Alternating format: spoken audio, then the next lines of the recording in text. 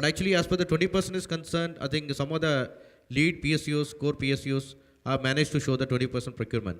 But again, if you see the kind of products what they are procuring from the MSMEs, mostly non-technology products, mostly the services and some of the training programs, catering, hospitality, so on and so forth. But I think this is not expected. This is not the one which is really creating a so-called inclusive growth.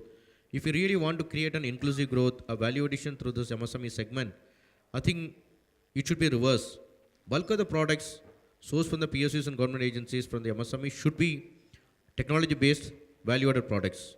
Only then the inclusive growth or integration of this MSMEs into the value chain of large companies will take place.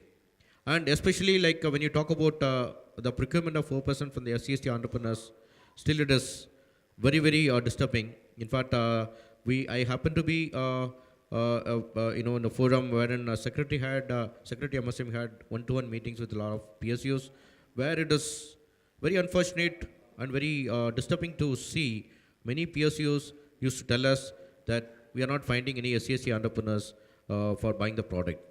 That is quite disturbing. But on the contrary, when Dickey is able to showcase the kind of entrepreneurs, the quality entrepreneurs, the kind of products, what is envisaged, I think this is totally giving a different kind of a story to the government.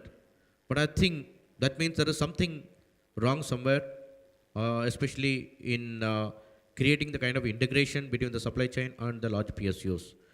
See this, I'm sure this event, this mega event organized by Dickey, wherein NSIC is also joining hands, I'm sure will create a large awareness, not only in the domestic market among the PSUs and the government agencies. I'm sure this will create a major attraction even in the international market.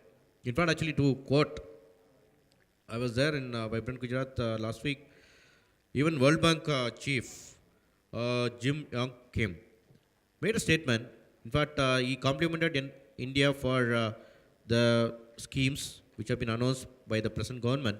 But at the same time, he also cautioned that the growth, the so-called projected growth of 6% 4% can take place only if there is no cash bias.